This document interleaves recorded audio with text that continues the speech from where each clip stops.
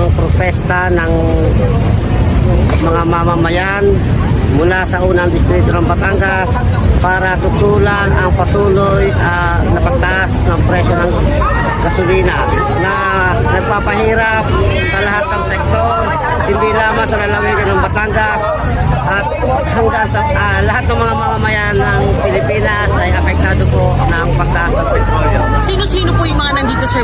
Anong sektor po yung kasama nyo? Kasama po natin ang mga toda ng mga tricycle, mga mangisda, mga manggagawang bukid, mga magkasaka.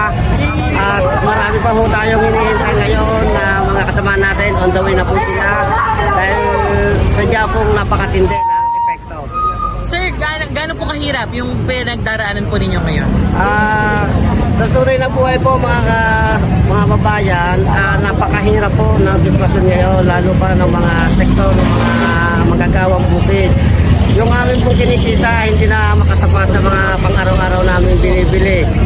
Dahil napakababa ng aming sahod, napakataas ng mga bilihin, kaya kapos na kapos yung aming kinikita po sa araw-araw. Sir, ano po yung panawagan natin? Ang panawagan natin ay una, ibasura ang oil deregulation law at tanggalin ang excess tax at saka po yung expanded value added tax. Sana po mula sa pagbaba ng 2% ay ibasura ito na sa ganon ay maramdaman naman ng sambayan ng Pilipino ang kaginhawaan. Sir, nakita ko lang may mga tent kayo. Ibig sabihin po ba magsistay kayo dito kung sakali po ilang araw? Ang amin pong paninindigan ay tuloy-tuloy.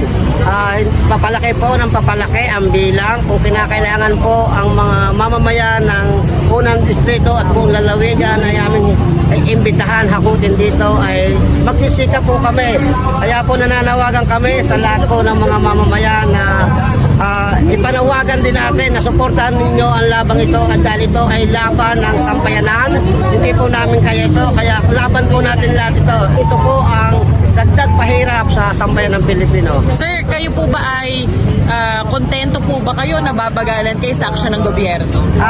Napakabagal at mukhang hindi binibigyan ng malaking atensyon at parang pusad pagong ang ginagawa ng administrasyon. Kaya galit na po ang mga Batanggenyo. Kaya po kami nagpunta na rito para isang bulat na ang galit ng mga mamamayan. Salamat. Kasama natin ang mga constituents ko sa unang distrito ng Batangas, mostly po sa Nasugbu at sa Balayan.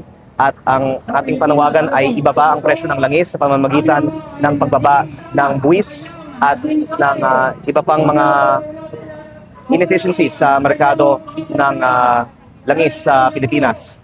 Ang Pilipinas nga kasi ang may pinakamataas na pagtaas ng presyo ng langis. Kaya sa ating palagay, kung gusto natin ibaba ang presyo ng langis, nasa kamay naman ng gobyerno, tanggalin lang natin ang buwis na pinapatong natin sa presyo ng langis.